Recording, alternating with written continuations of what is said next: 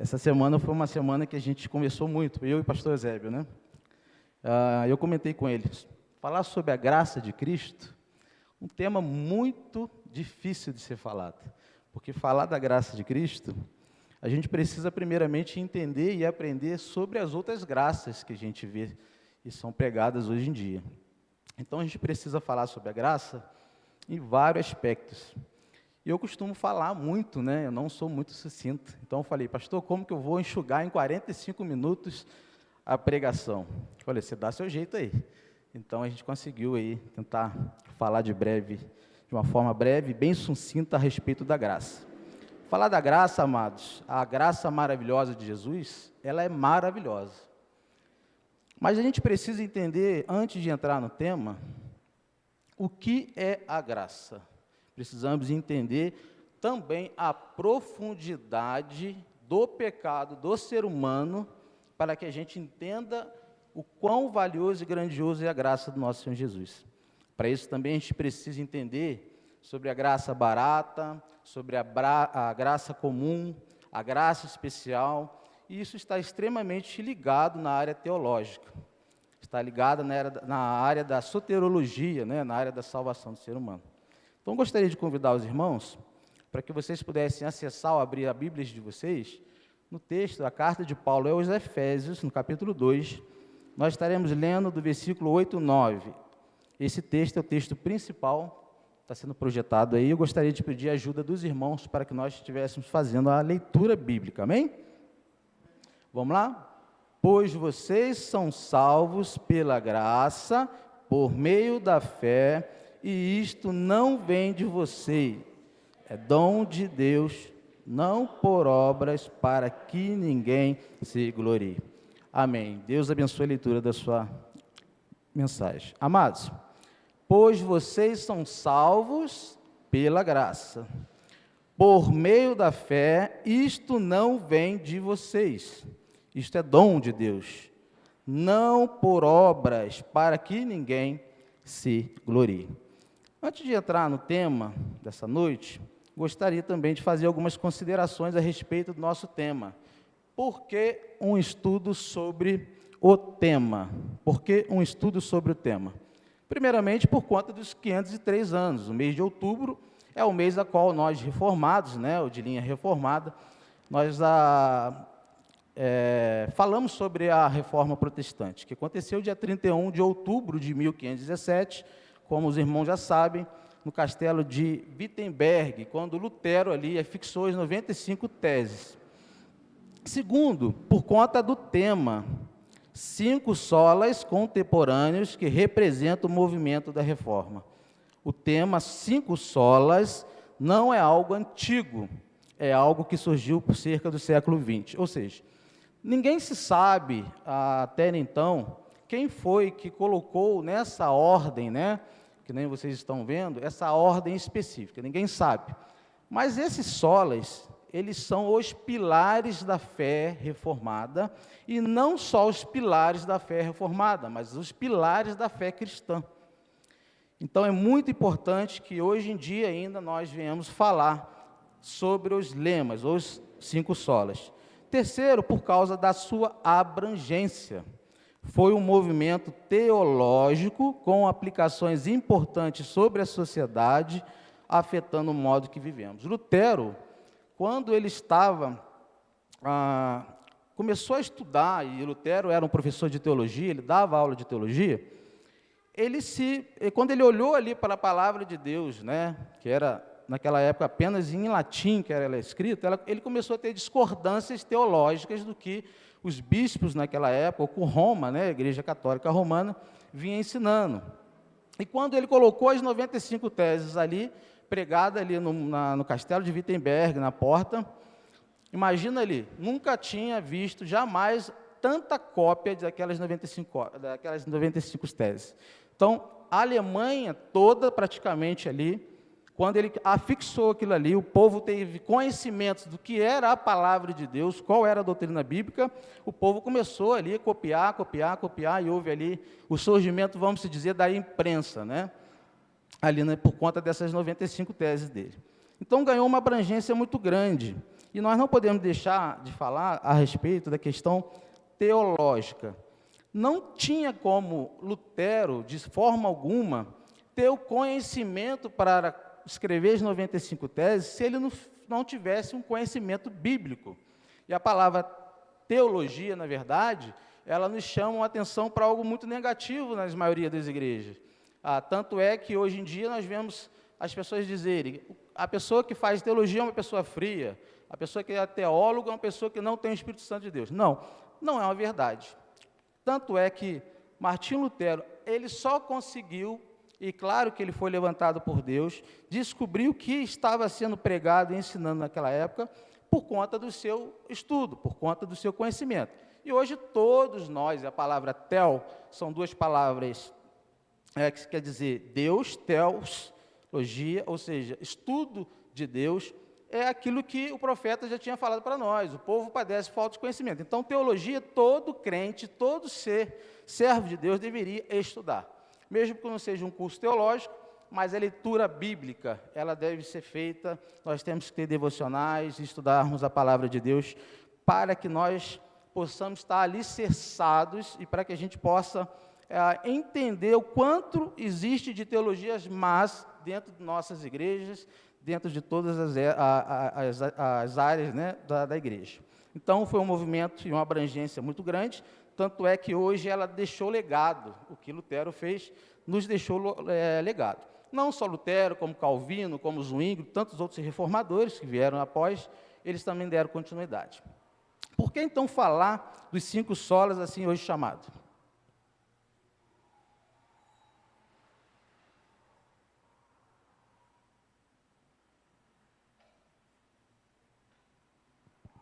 Por que falar dos 5 solas assim hoje chamado? Primeiro, porque eles são os pilares da fé reformada, ou seja, são o que sustenta a fé e o cristianismo.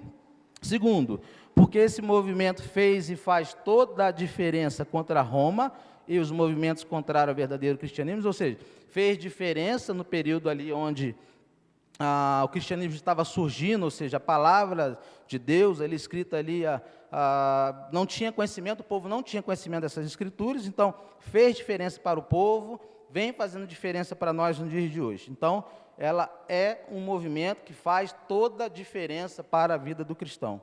Terceiro, porque esses 5 lemas são os fundamentos da pessoa de Cristo, da fé, da graça, da glória de Deus e de sua palavra, as Escrituras. Por que Lutero se revoltou contra Roma? Muita gente não sabe disso.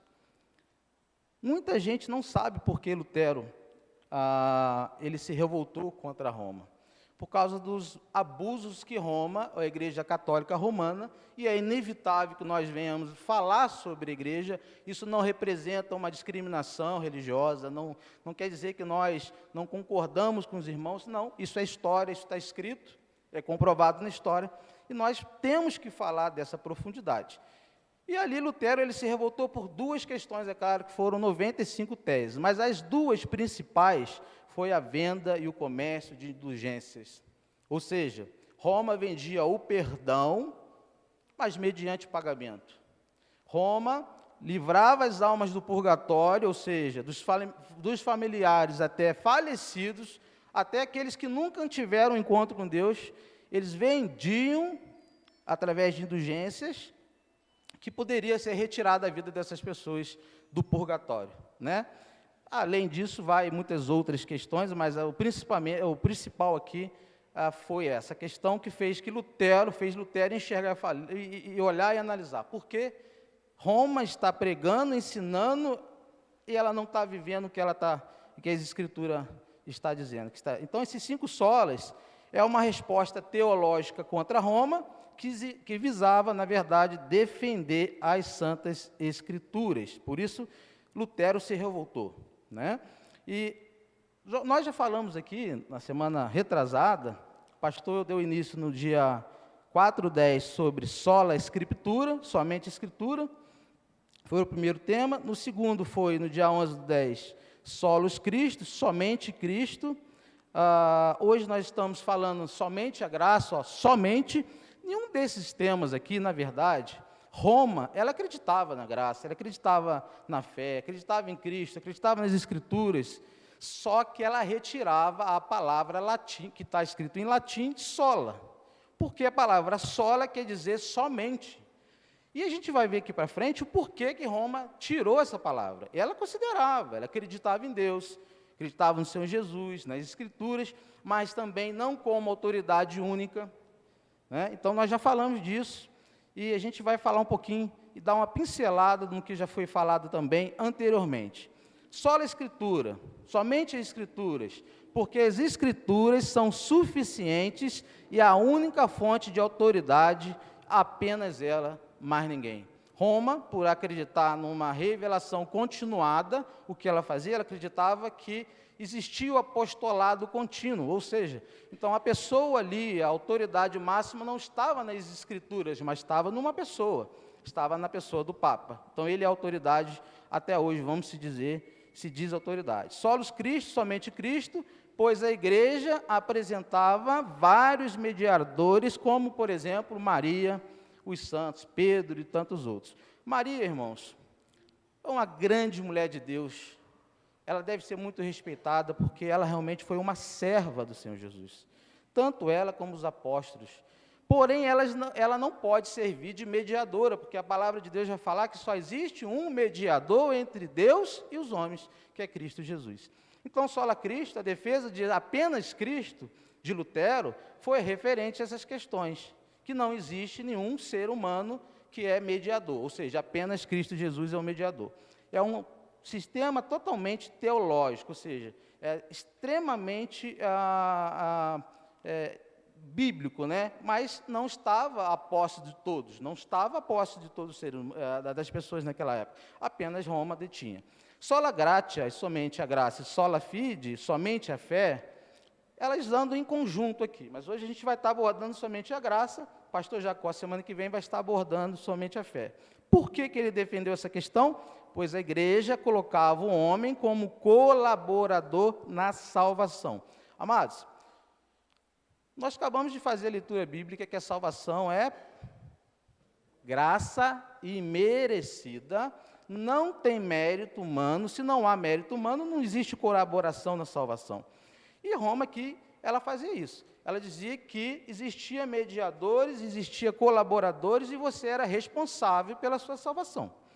Uma coisa interessante, somente a graça, que isso, nós encontramos isso em muitas igrejas, em muitas religiões hoje ainda.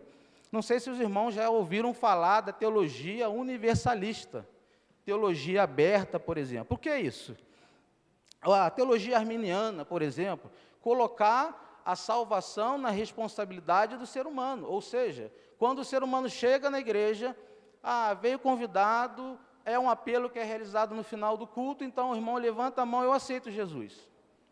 Esse ato de apenas aceitar Jesus, não significa que houve uma conversão, não significa que houve uma conversão, porque nós veremos que salvação é dom, foi dado por Deus, não é pelas obras, não é por mérito. Então, Lutero vai falar sobre essa questão e nós vamos falar um pouquinho mais profundo, um pouquinho aqui para frente. Só lhe deu glória, somente glória a Deus, as autoridades eclesiásticas não podiam ter glória que foi lhe atribuída. Então, Lutero também batia nessa questão, porque a autoridade eclesiástica nenhuma possui autoridade em si própria. Nem mesmo os pastores, nem mesmo os líderes, não existe autoridade sobre o homem. A autoridade que existe sobre o homem é aquela qual Deus assim delega para que o homem exerça a função. Mas não existe autoridade no homem e nem existe glória no homem. Então Lutero bateu nessa questão. Então a glória só deve ser dada apenas a Deus, não a nenhum ser humano. E a gente já sabe de quem Lutero está se referindo também aqui. O que significa sola gratia? Significa que a salvação é somente pela graça. E isto significa que ela é uma obra realizada unicamente por Deus. Significa que o homem nasce morto em seus delitos e seus pecados e não pode obter salvação mediante as suas obras. Então, sola gratia significa que a salvação, ela é ato de Deus, é um presente que Deus dá aos seus eleitos, aos seus salvos, aos seus predestinados, aos servos dele, que ele escolheu antemão da criação do mundo. Então, é isso aqui. O homem nasce morto em Adão. Após Adão, o homem é morto. E o homem, como ele é morto, ele não pode escolher coisas boas, nem pode escolher, muito menos por Deus. Então, isso significa. E por esse motivo, Deus, o ser humano jamais, por ser morto espiritualmente, ele pode escolher coisas boas. Estaremos fazendo a leitura bíblica, amados. Eu gostaria que vocês continuassem com a Bíblia aberta.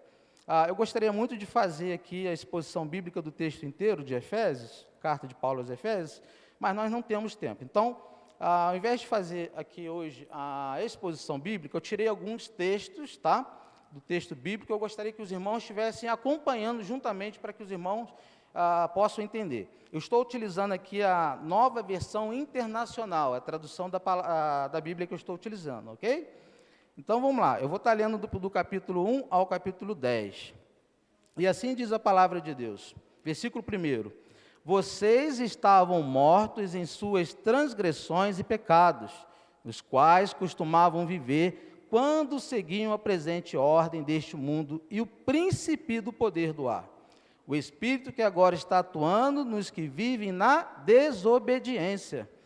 Anteriormente, todos nós também vivíamos entre eles, satisfazendo as vontades da nossa carne, segundo os nossos desejos e pensamentos. Como os outros, éramos, por natureza, merecedores da ira. Todavia, Deus, que é rico em misericórdia, pelo seu grande amor, com que nos amou, Deus-nos vida juntamente com Cristo, quando ainda estávamos mortos em transgressões. Pela graça, vocês são salvos. Versículo 6. Deus nos ressuscitou com Cristo e com Ele nos fez assentar nos lugares celestiais em Cristo Jesus, para mostrar às eras que hão de vir a incomparável riqueza de sua graça, demonstrada em sua bondade para conosco em Cristo Jesus. Versículo 8 e versículo 9 é a chave da nossa pregação de hoje. Pois vocês são salvos pela graça, por meio da fé, e isto não vem de vocês, é dom de Deus. Versículo 9, não por obras, para que ninguém se glorie. Versículo 10, porque somos criação de Deus, realizada em Cristo Jesus, para fazermos boas obras, as quais Deus preparou de antemão para que nós a praticássemos.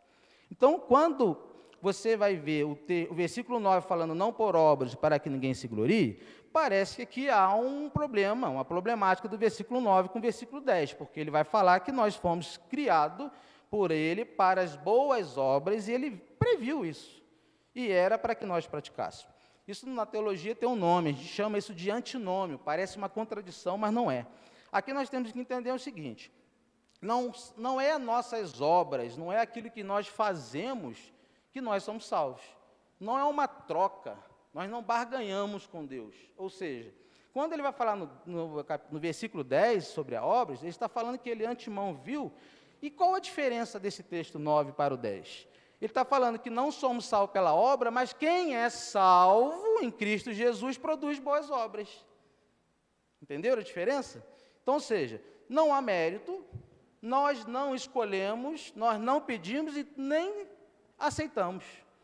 Foi Cristo Jesus, na cruz do Calvário, através da sua morte, que nos proporcionou, Ele levou todas as nossas iniquidades e deu como presente. A salvação, ela é presente, sem mérito, sem nada que você faça. Então, é presente de Deus, não por troca, não por baganha. Não adianta fazermos que vamos receber. Não vamos, é presente. E aí, no versículo 10, ele vai falar que a questão aqui é que o salvo, ele vai fazer e vai ter obras. Mas essas obras aqui, também não é aquela obra que o camarada vai fazer, dar uma cesta básica, por exemplo, e tira uma selfie. Não é essa a obra. A obra de um salvo não é para aparecer. A obra de um salvo, ela vai ficar entre a quem praticou e Deus. Ela não aparece. Né? Eu dou uma cesta básica, faço um trabalho, e eu vou lá, tiro, olha aqui, ó. Aí chego em casa todo feliz. Nossa, hoje eu estou tranquilo com Deus, hoje eu já fiz a minha parte. Não é isso. Se você for fazer dessa forma, a obra a qual você está fazendo, ela é meritórica. Então, você estaria escolhendo, barganhando com Deus a sua salvação, e não é o que a Escritura vai dizer. No tempo de Lutero, amados, existiam 2 problemas referentes à graça. O primeiro problema que Lutero encontrou e que nós também estamos encontrando na igreja, e quando eu estiver referindo à igreja, eu estou me referindo a todas, não estou referindo à Igreja Batista Central, estou referindo a todas as igrejas espalhadas nesse mundo. É claro que não estamos generalizando, mas a grande maioria você vai, através do texto que eu vou falar, você vai conseguir identificar se essa graça ela é barata ou a libertinagem da graça. Duro, né? São palavras difíceis, duras, mas nós precisamos entender a profundidade do pecado para que nós venhamos entender o que é a graça de Cristo. Nós precisamos entender o que é uma graça barata, falsificada e não tem graça essa graça, para que depois nós venhamos entender o que é a graça maravilhosa, redentiva que Cristo nos dá. Então, a primeira ideia aqui é da doutrina da graça barata e a segunda é a libertinagem da graça. O que é graça barata? É quando a graça é pregada a partir de um entendimento contrário daquela estipulada pelas Escrituras. Ou seja, exemplo, quando a realidade do inferno ela é questionada. Epa, vamos falar de inferno? Todo mundo vai sair. Ninguém gosta de ouvir sobre o inferno. Ninguém gosta de falar de perdoar. Então, a questão aqui da doutrina do inferno, quando ela é questionada, como fazia Roma, e como ela falava assim, você paga e eu tiro você lá do purgatório. Então, hoje, a questão do inferno, quando ela não é ensinada, e é uma doutrina a qual ela deve ser falada, quando ela é questionada, ela é uma graça barata. Quando não há disciplina eclesiástica, é uma graça barata. Porque a graça verdadeira de Cristo, ela transforma o ser humano. E se não houver disciplina no mundo, em todos os aspectos, em todas as áreas, entra-se num colapso o mundo. Porque é disciplina. Então, essa questão de não haver disciplina eclesiástica, em todos os aspectos, ela é uma graça barata.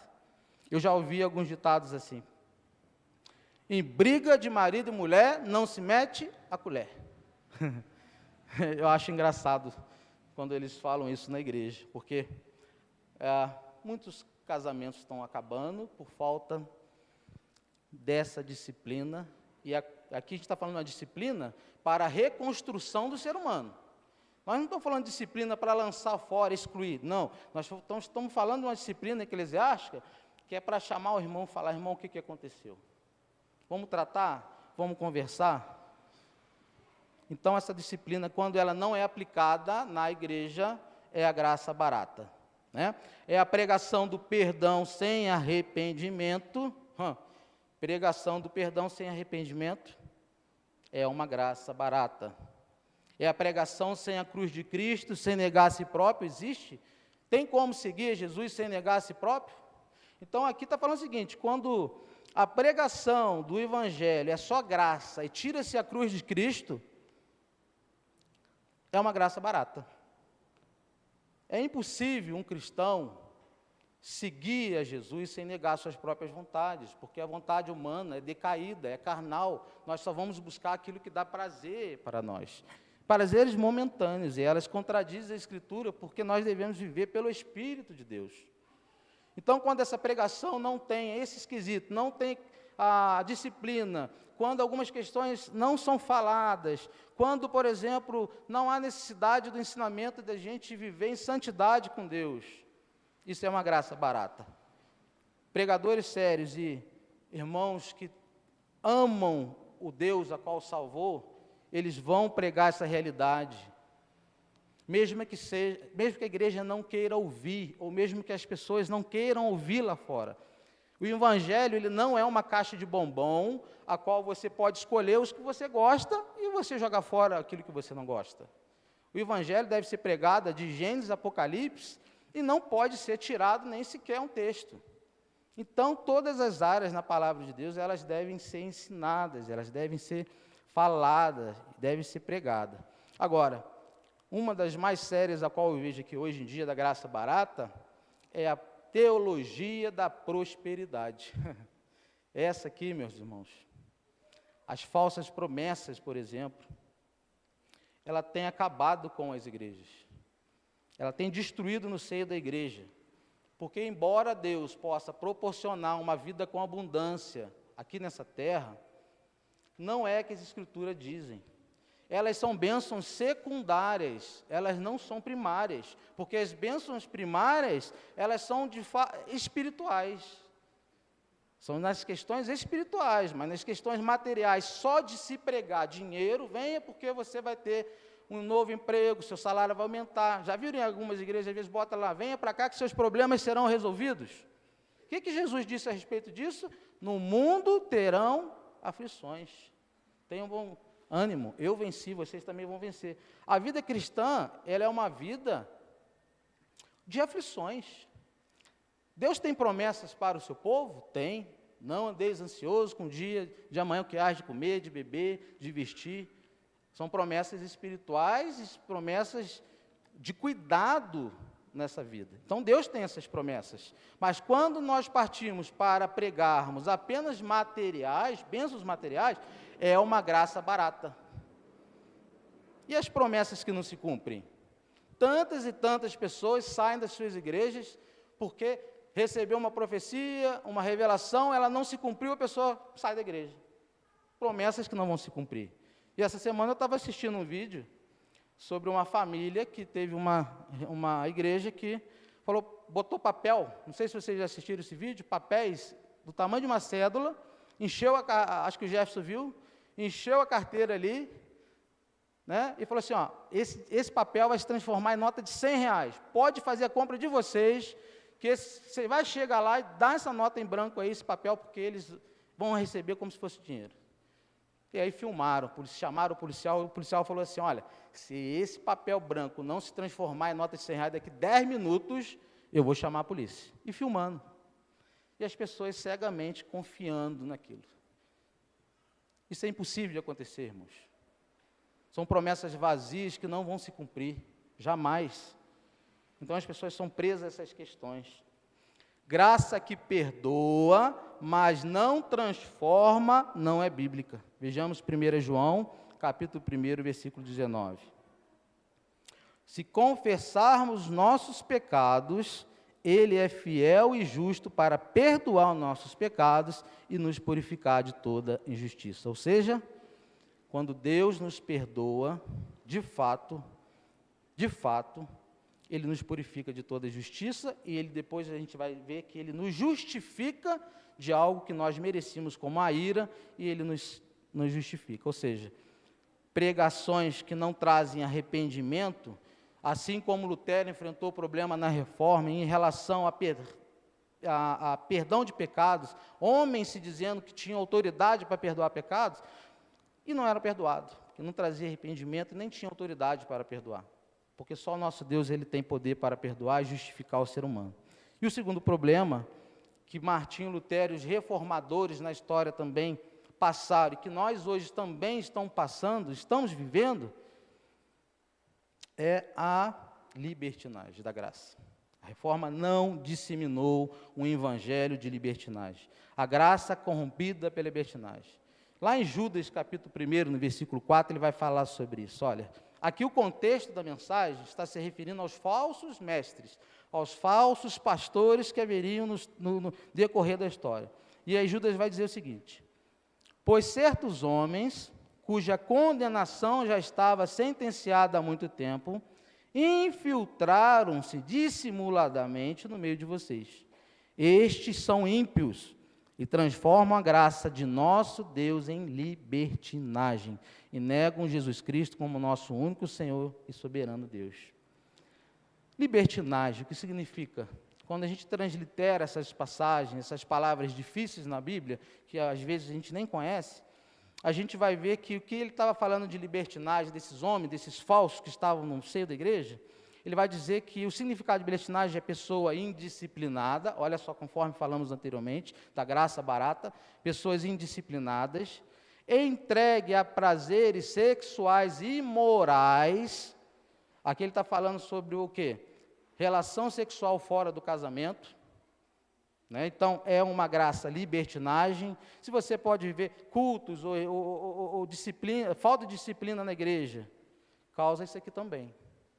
A falta de disciplina na igreja, a falta de chamar e conversar, de ter apoio nessa área aqui, fazem com que nossos jovens tenham relações sexuais antes de se casar.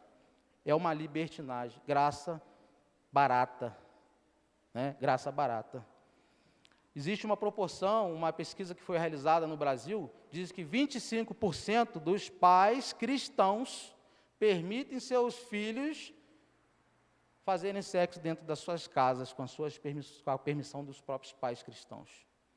Graça barata, aprendeu a graça que não é a salvífica, não é a maravilhosa, vive na graça que é mais fácil de se viver, né? Com essa tolerância, uma graça fácil, mas eles mal sabem que essa graça ela não justifica o pecador, não justifica. Irreverência ao culto a Deus e às doutrinas bíblicas, ou seja, não aceita isso, não aceita aquilo, também pode ser considerado uma graça libertina. É isso que os falsos profetas estavam ensinando, é isso que os falsos profetas estão fazendo hoje em dia.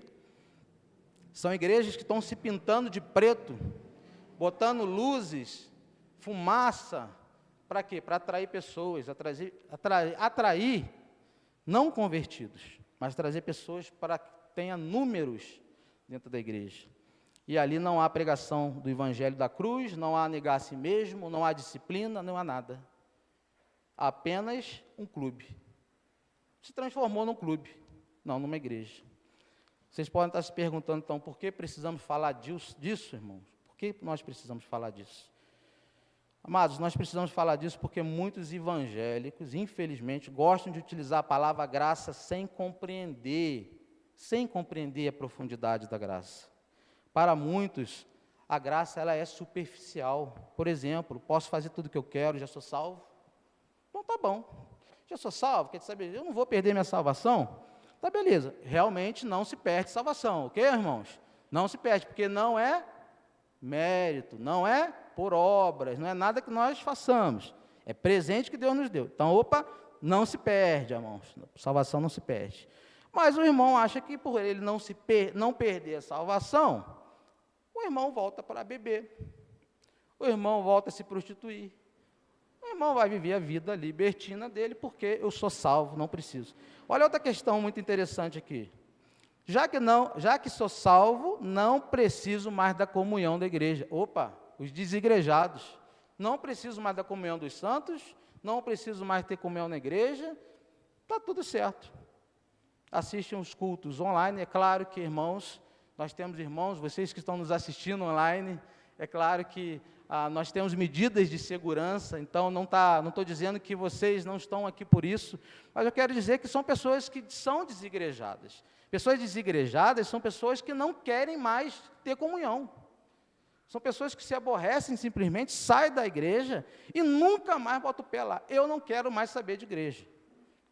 Não preciso mais da comunhão da igreja. Então, é a graça sem graça. Não preciso mais de santidade, é Deus que nos santifica, mas quem precisa buscar santificação somos nós.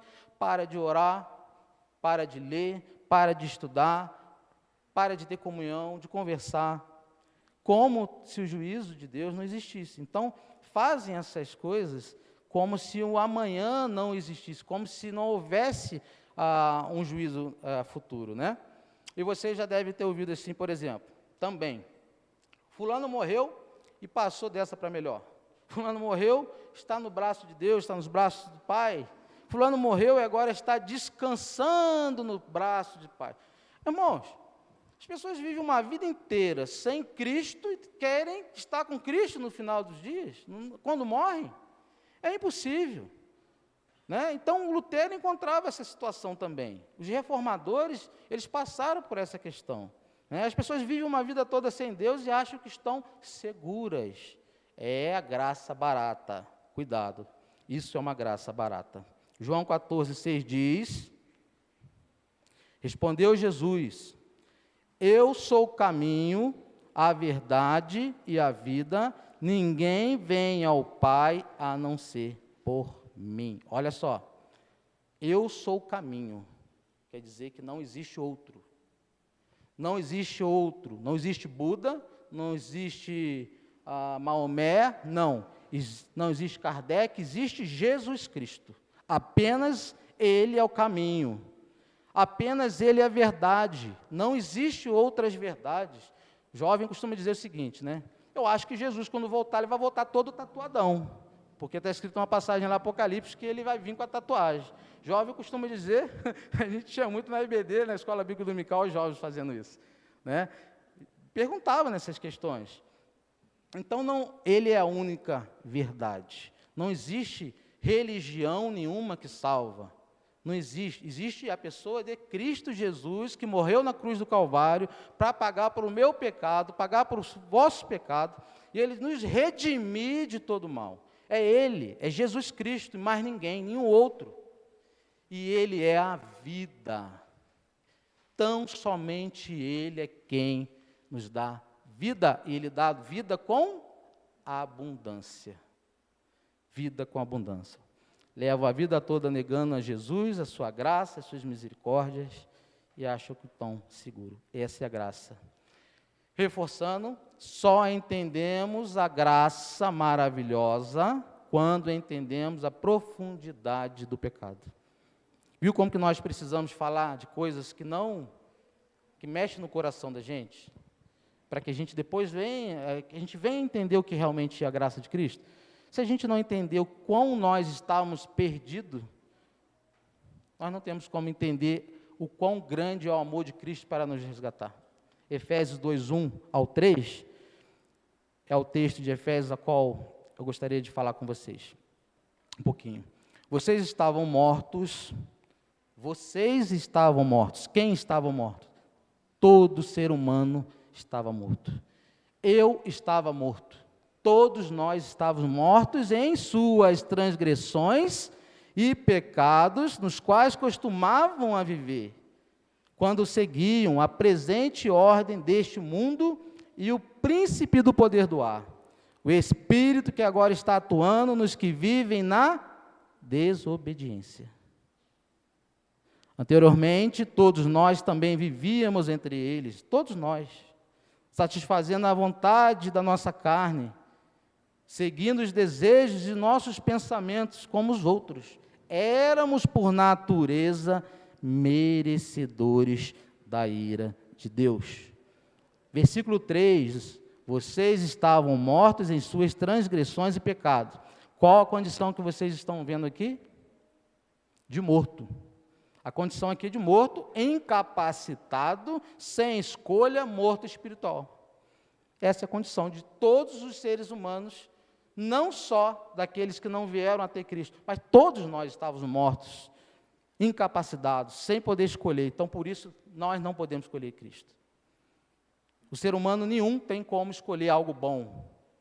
Foi Ele que nos escolheu, porque estávamos mortos. Mas, o morto pode escolher alguma coisa? O homem não pode escolher Deus.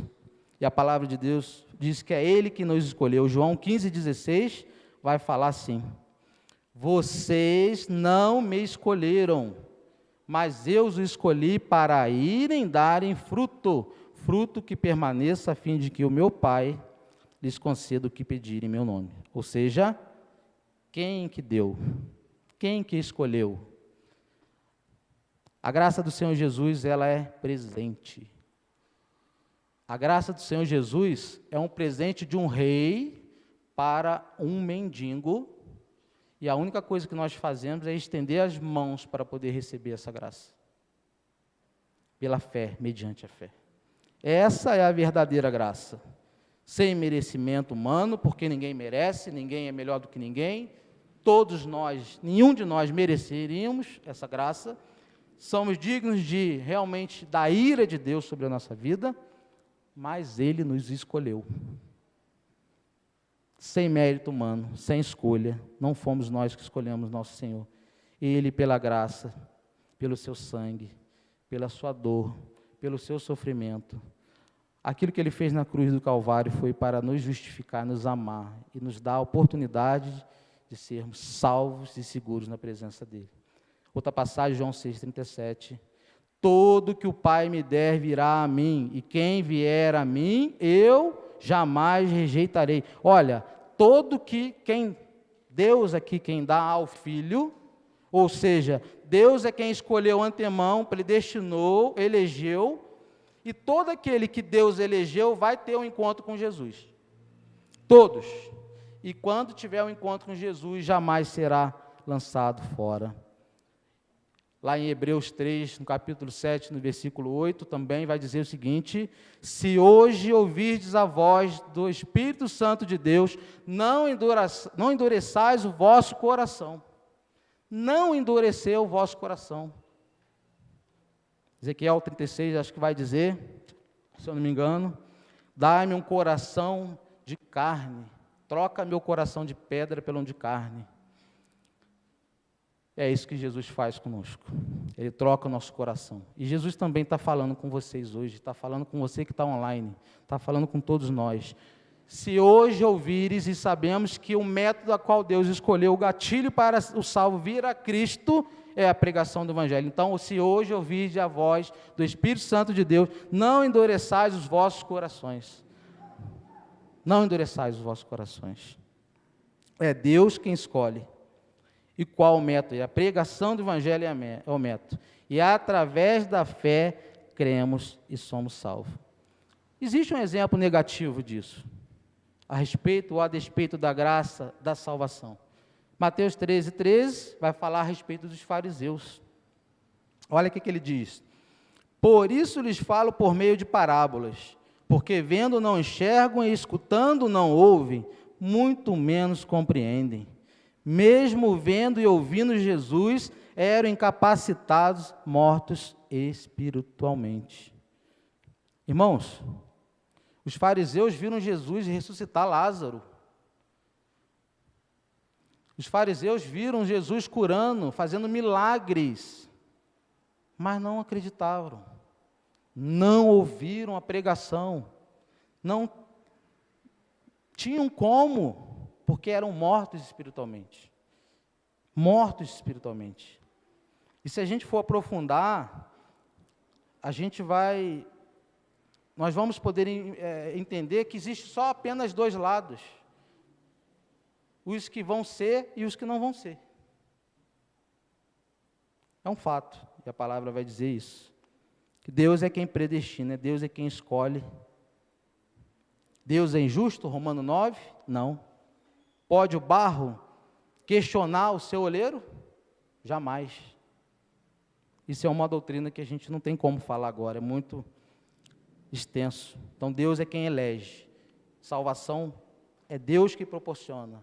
Salvação é presente sem seu mérito, sem suas obras. Nada que viemos fazer, podemos ser salvos em Jesus Cristo. Qual o resultado dessa condição de morte espiritual? Versículo 2 vai falar: nos quais costumavam viver quando seguiam a presente ordem deste mundo e o príncipe do poder do ar, o espírito que agora está atuando nos que vivem na desobediência. Qual a condição? De escravidão, dominado por Satanás.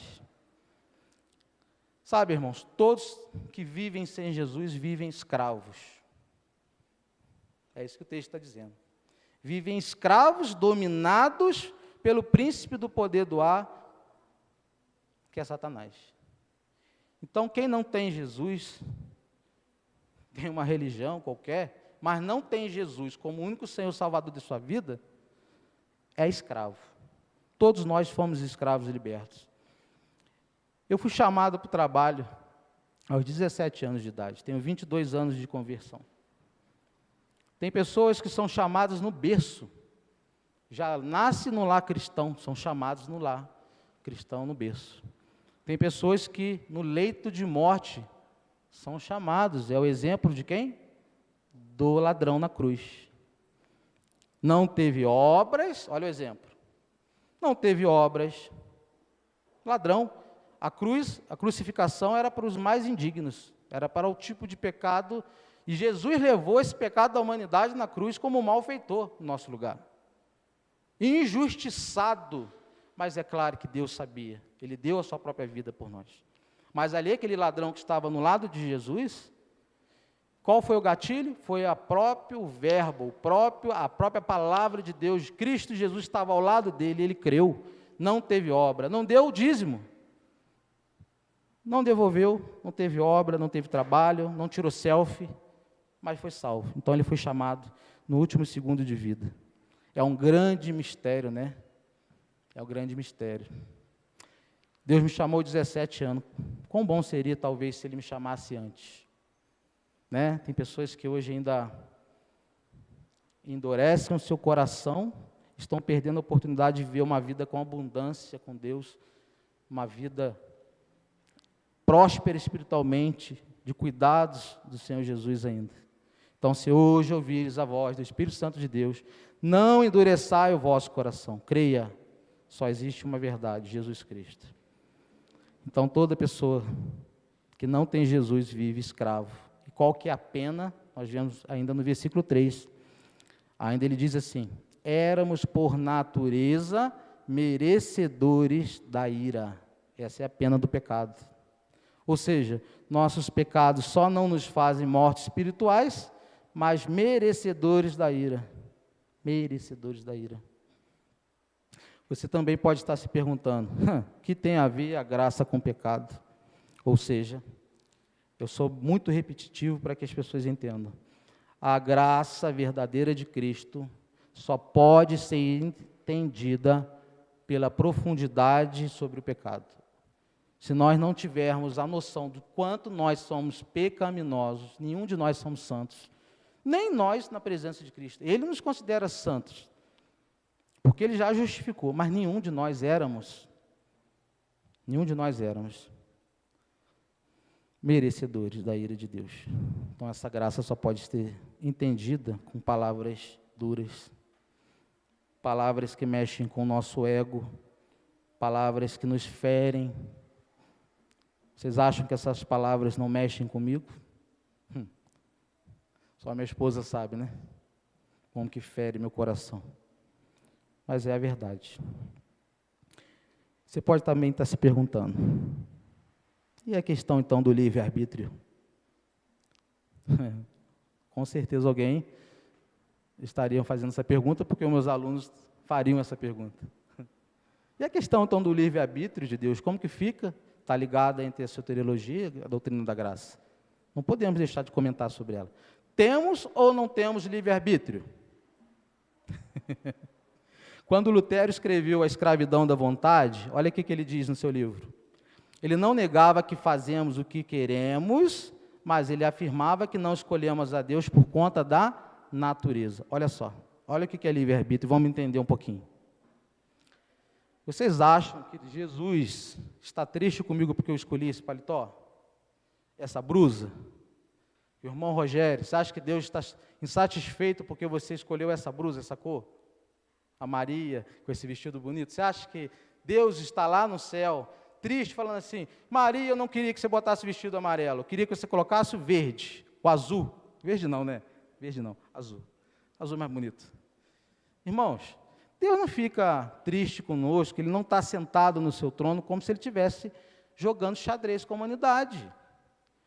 Né? Alguns pensam que Deus está sentado como um bom velhinho de cabelo branco, jogando xadrez com a humanidade, e nós somos as peças no tabuleiro. Não é isso.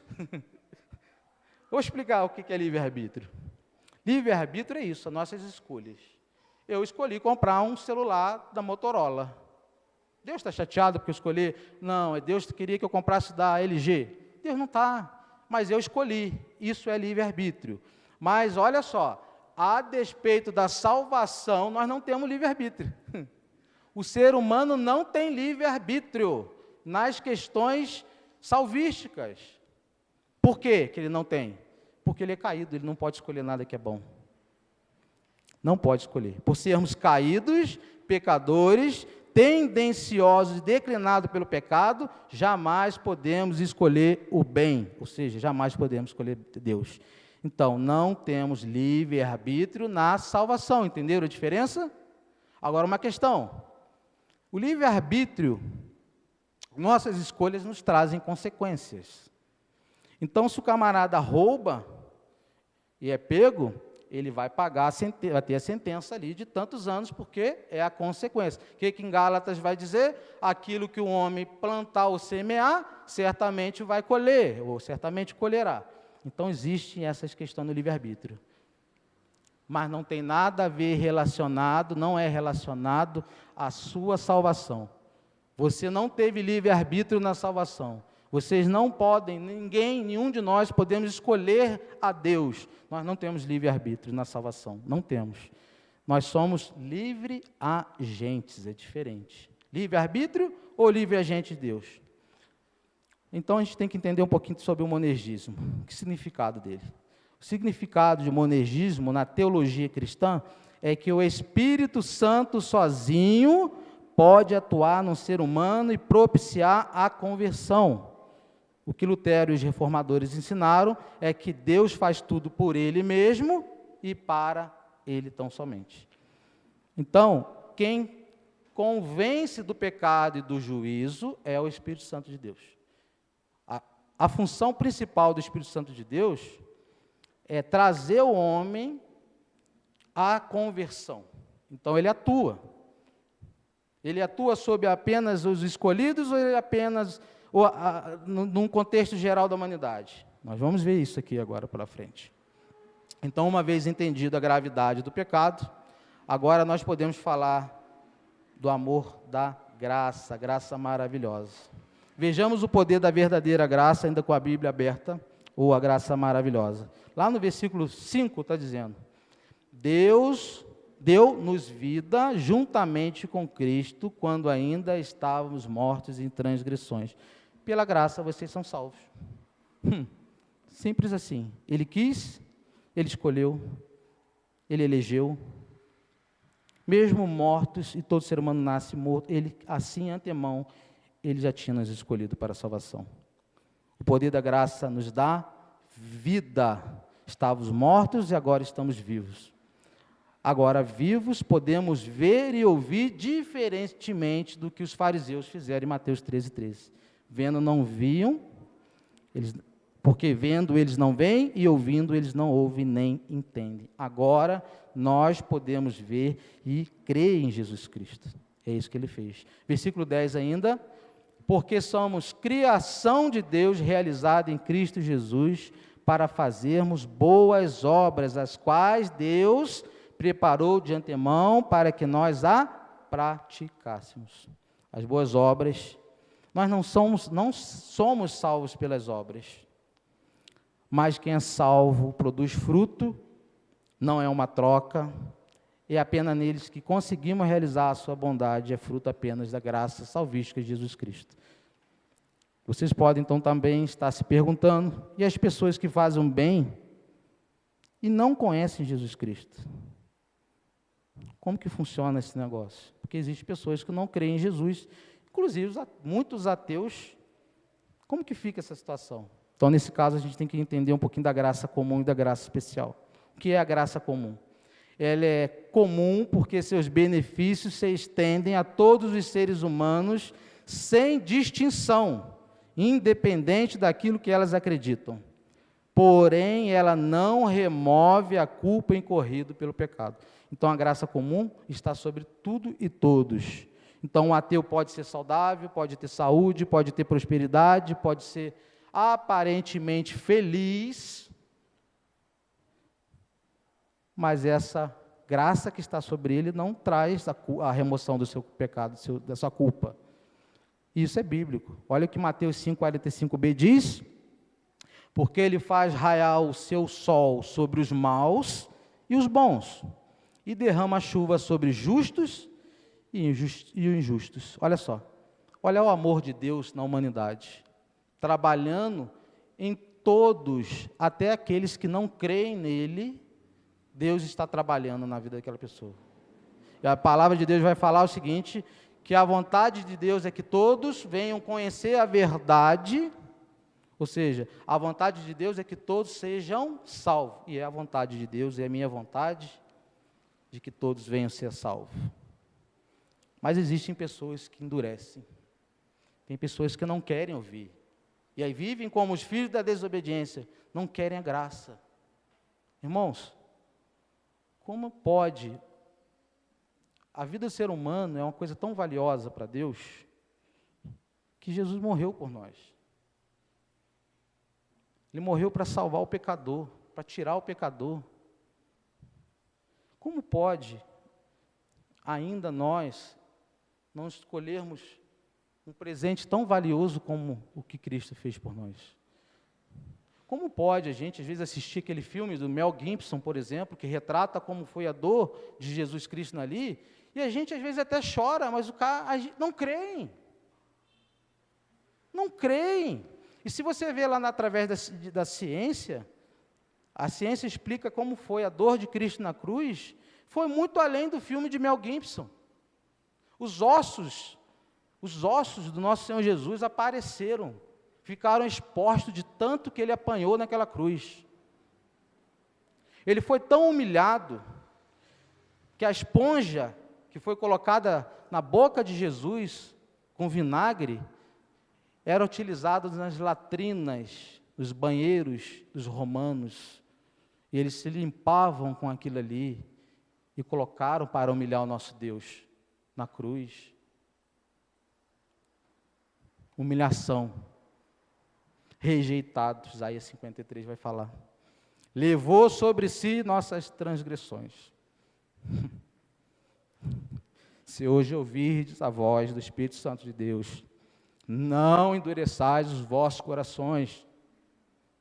É Deus falando com vocês. A gente acha que salvação, que Jesus vai voltar. Colocamos data, dia, ano. Nos preocupamos assim, sou jovem, estou com 18 anos, vou ainda para a balada, vou brincar, vou aproveitar a minha vida, porque eu tenho tempo ainda, depois eu vou escolher Jesus. Mal sabe que hoje mesmo pode pedir a sua alma. E aí Jesus voltou para você hoje, não voltou para todos nós, e Ele voltará nas nuvens. Mas Ele pode voltar para nós hoje. E como está a nossa vida com Deus? Vivendo sob uma graça barata, barateada, sem graça, libertina, do jeito que a gente quer viver, carnalmente, ou a gente vai viver a graça especial a qual Jesus nos deu com muito sangue, com muito sofrimento. A graça especial, amados, diferente da graça comum que está sobre todos para a conversão, é a graça que se estende somente ao seu povo, para a redenção. E essa graça remove a culpa do pecado pela justificação. Uma vez justificados, é inevitável termos boas obras, e ela não é uma troca pela salvação, e sim fruto da habitação do Espírito Santo nos crentes. O que é justificação? Justificação é aquilo que Jesus fez na cruz, quando Ele morreu. É a mesma coisa que você pegar o pior ser humano da história, e aí você pensa num aí bem mal, está na cadeira elétrica lá, chega uma cartinha lá de um juiz e fala assim, ó, está pago. Não deve mais nada, solte. Isso é justificação. Todos nós merecíamos, pelos nossos pecados, a ira de Deus. Mas Ele falou, está pago. Ele justificou. Ele chamou, elegeu, justificou. Pagou o preço em nosso lugar. Foi tão grande o pecado sobre a cruz, no Filho de Deus, que Jesus olha para o Pai e fala, Senhor, por que me abandonastes? Jesus estava com o pecado do ser humano, da humanidade, não só de nós, mas até dos que vão ainda nascer, se assim Ele não voltar. Ele já pagou, já justificou, já levou sobre si. Já levou sobre si o pecado da humanidade. Alguns exemplos da graça salvífica de Jesus, ou da graça especial, perdão dos pecados. Dos vossos pecados eu não me lembro mais. Ele vai dizer, quando nós confessamos nossos pecados, nos arrependemos. Ele nos adota como filhos, ou seja, adoção como filhos. Nós não tínhamos direito, era só para o judeu. E aí o véu se abre e a salvação foi dada a todos que nele creem. Só vai crer também em Jesus aquele que ele plantou fé no seu coração. O pastor Jacó vai falar sobre a fé semana que vem. Santificação e vida eterna. Vida eterna, irmãos, não é só lá, quando fecharmos os olhos. Jesus já está assentado, reinando no seu trono. E nós podemos experimentar dessa eternidade aqui com Cristo, das bênçãos a qual Ele nos prometeu. Vida eterna aqui na terra. Enquanto aquele que está perdido sob a escravidão do diabo, preso lá no mundo, está sob juízo já num tempo, como se fosse um inferno na terra. Hoje meu filho me perguntou, pai, o inferno é aqui na terra? Eu falei, não, meu filho, claro que não. O inferno é só uma condição aqui na terra para os que vivem sem Jesus. Porque quem vive sem Jesus já é escravo, já está entregue ao próprio Satanás, já está no período de sofrimento. O crente, quando tem aflições, tem o Espírito Santo de Deus dentro dele, falando com ele, filho, estou com você. E ele nos ajuda nos nossos momentos de aflições. Enquanto que não tem Jesus, faz o quê? Se mata, tira a própria vida. Não tem esperança. Não tem. Então a graça salvífica é aquela que o Espírito habita dentro de nós e Ele nos consola. Quando Jesus subiu, Ele falou, eu não deixarei vocês sós, eu deixarei o meu Espírito como consolador, e Ele é quem nos consola no momento de aflição. Resumidamente, o Evangelho da Graça justifica quem errou e condena o homem sem fé, mesmo que ele tenha boas obras. Caminhando já para o fim, amados, já encerrando, gostaria de deixar algumas aplicações para nós e algumas verdades da graça que não são ensinadas. E eu glorifico muito a vida do pastor, de Deus pela vida do pastor Eusébio. Nós somos amigos já há alguns anos e a gente é bem franco nas nossas conversas. E eu falei, olha, eu tenho andado em algumas igrejas, eu tenho visto um evangelho da graça corrompida na igreja. Um evangelho misturado com outras coisas. E eu louvo a Deus pela vida do irmão, porque o irmão é sincero e prega o evangelho. Doa quem doer. E o evangelho é assim. Nós precisamos de João Batistas hoje que preguem, arrependeis, porque é vindo o grande dia, é vindo o Senhor. Nós temos que pregar. E eu falei isso, comentei isso com ele. Uma vez que eu estava um prazer que ele me deu de me convidar para comer uma pizza, e a gente abrindo o jogo, e eu falei, e eu pensando no meu coração, Senhor, louvado seja o nome do Senhor. Não para encher de orgulho o coração do irmão, mas louvado seja Deus pelo pastor que essa igreja tem. Um homem comprometido com a palavra de Deus, um homem carinhoso, amoroso. Existem dois tipos de pastores. Existe o pastor que prega e sai pela porta de trás, e só está os cultos ao domingo ou às quarta-feiras pregando. Existem os pastores bíblicos, a qual o nosso irmão, que eu me referi, é aquele que liga quando não pode visitar, é aquele que manda uma mensagem, ele cuida. Pastor não é pregar, pastor é cuidar, é amar, é trazer para dentro, compartilhar do sofrimento. Isso é o pastor, isso é a figura do pastor. E eu louvo muito a Deus pela vida do nosso pastor Eusébio por isso. Um homem comprometido, e o tempo para nós está fechando. Nós seremos filtrados.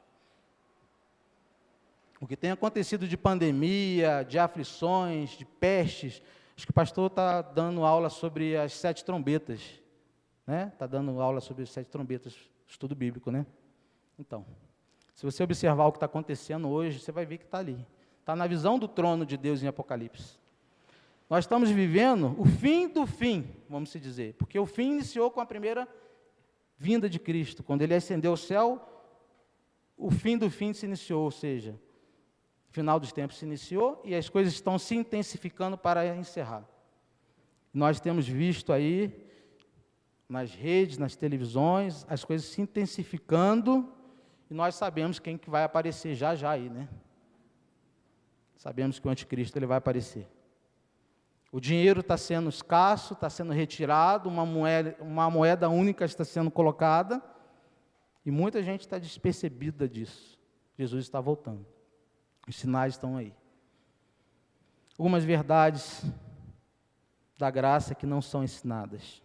Graça é proporcional ao pecado. Romanos 5:20b diz: mas onde aumentou o pecado, transbordou a graça. Olha só. A graça não é uma desculpa para vivermos uma vida de pecado, conforme Pelágio, que era um outro monge que dava muito trabalho no período da Reforma. Outro, chamado de heresia de Pelágio, ou pelagiana, que vai ensinar o seguinte.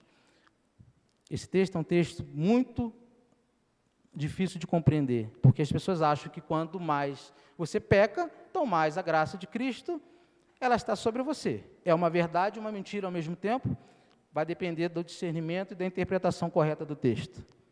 O que o texto está dizendo é o seguinte: não importa a condição e o pecado a qual a vida você está levando, não importa o tão fundo você esteja no poço, a graça de Cristo, ela tira você de lá.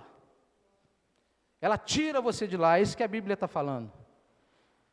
Não importa a condição nenhuma do ser humano, a graça, ela tem condições, Jesus tem condições de tirar você de qualquer lugar que você esteja. Quer um exemplo?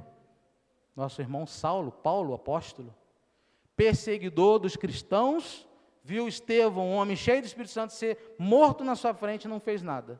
Mas quando ele foi encontrado pela graça do Senhor Jesus, foi um homem, o maior missionário que houve, foi o apóstolo Paulo. Ele escreveu cerca de 70% do Novo Testamento. Então, Paulo é um exemplo disso. Não importa qual pecado ou qual condição você esteja, a graça ela é suficiente sobre a sua vida. Não que devíamos viver uma vida enraizada no pecado, não é desculpa para vivermos. Segundo, a fé reconhece a graciosidade da graça. Fé é entender que eu não tenho nada, tudo que eu recebo é do Senhor. Fé é como um presente que recebemos, nós só estendemos nossos braços para receber. Então ela é graciosa, fé é entender que não tenho nada, nós não temos nada. Tudo que eu mereço, tudo que eu recebo, aliás, é do Senhor. Terceiro, graça não só acolhe, mas transforma. Não podemos fazer da graça uma graça barata, e a graça não só nos recebe, mas exige que sejamos transformados à imagem do seu Filho Jesus. Olha só. A graça exige que nós venhamos a parecer com Cristo. Ou seja, a graça verdadeira, ela transforma o ser humano. E ela exige. E tem uma oração a qual Deus ouve, é fazer essa oração aqui. Se você orar e pedir para Deus, faça de mim, ou faça em mim, como você fez no seu filho. Eu quero parecer com Jesus, Senhor, me dê, que eu possa parecer como Jesus. Jesus vai fazer. Deus vai fazer. E aí você vai ter capacitação do Espírito, vai ter as bênçãos do Espírito, mas também vai ter as aflições que Cristo passou. Vai ter sofrimento, vai passar por momentos difíceis. Sem transformação, não existe graça. O preço da vida, você pode comprar um livro, mas não o conhecimento. Você pode comprar posição, mas não respeito. Você pode comprar pessoas, mas não amigos. Você pode comprar um relógio, mas não o tempo. Você pode comprar uma casa, mas não um lar. Você pode comprar uma cama, mas não o sono. Você pode comprar remédios, mas não a sua saúde. Você pode comprar comida, mas não o apetite. Você pode comprar sangue, mas não a vida.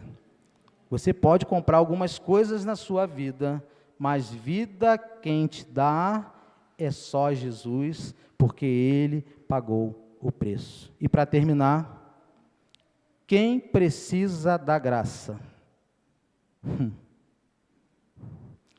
Irmãos, só existe 2 grupos de pessoas que precisam da graça de Cristo. E essa pessoa é eu e vocês. Nós, todos nós precisamos dessa graça. Que Deus nos abençoe, que o Senhor possa estender sua mão de misericórdia sobre nós. Você que está assistindo nas redes sociais, que vai assistir essa gravação depois, que essa graça possa também alcançá-lo.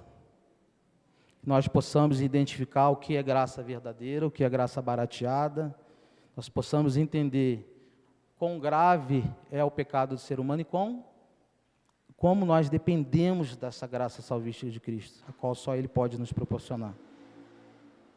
Amém? Deus abençoe a